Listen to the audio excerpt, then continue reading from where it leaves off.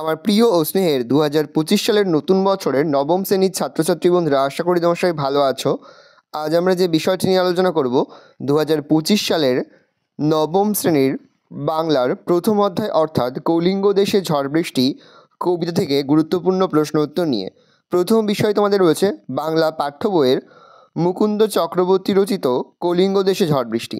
দেখে নাও এখান থেকে কোন কোন প্রশ্নগুলো তোমরা পরীক্ষার জন্য মুখস্থ করবে। কলিঙ্গ দেশে ঝড় বৃষ্টি কবিতাংশটি রচয়িতাকে উত্তর লিখবে মুকুন্দ চক্রবর্তী। মুকুন্দ চক্রবর্তী রচিত কাব্যের নাম কি উত্তর হবে কবি কঙ্কন।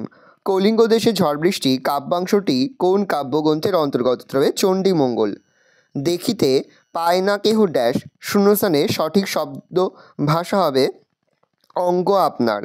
দেখিতে না পায় কেহ অঙ্গ আপনার, আপনার বলতে কাদের কথা বোঝানো হয়েছে তবে কলিঙ্গবাসীর।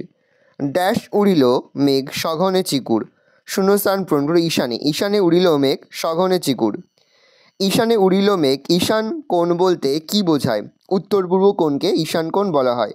চিকুর শব্দটি কাব্যের কি অর্থে ব্যবহৃত হয়েছে তবে বিদ্যুৎ। ড্যাশ মেঘ ডাকে দূর দূর, মেঘ কোথায় ডাকে উত্তর হবে উত্তর পবনে।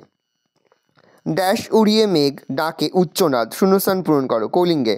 কলিঙ্গে উড়িয়া মেঘ ডাকে উচ্চনাদ। ভবন ছাড়ি প্রজা দিল রর, কী কারণে এ কথা বলা হয়েছে? বিপাকে ভবন ছাড়ি প্রজা দিল রর। বিপাকে ভবন ছাড়ি প্রজা দিল রর, রর শব্দের অর্থ কী উত্তর হবে পালানো। কলিঙ্গে ঝড় বৃষ্টিতে ধুলোয় কি আচ্ছা দিতে হলে উত্তর হবে সবুজ মাঠ ও গাছ।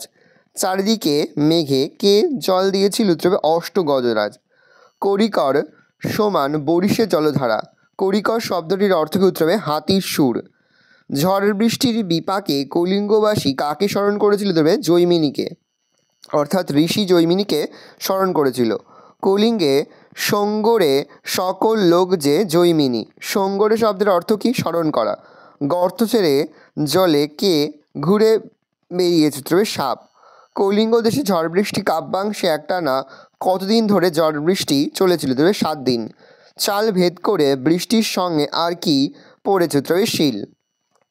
চণ্ডীর আদেশ কে মাঠ অট্টালিকা ভেঙেছে? বীর হনুমান।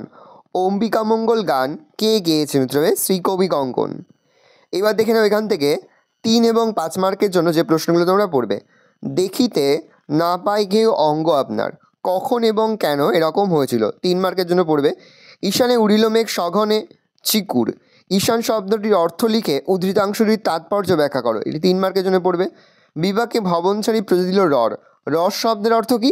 কোথাকার প্রজারা কী কারণে বিপাকে পড়েছিল, এটাও 3 মার্কের জন্য পড়বে। চারি মেঘে জল দেয় অষ্ট গজরাজ, উদ্ধৃত অংশটির তাৎপর্য ব্যাখ্যা করে, এটাও 3 মার্কের জন্য পড়বে। কলিঙ্গে সঙ্গরে কলিগ হবে, কলিঙ্গে সঙ্গরে সকল লোক যে জৈমিনী, জৈমিনীকে কলিঙ্গবাসীর জৈমিনীকে স্মরণের কারণ কি? এটাও 3 মার্কের জন্য পড়বে। আর 5 মার্কের জন্য যে প্রশ্নগুলো পড়ে দেখে নাও।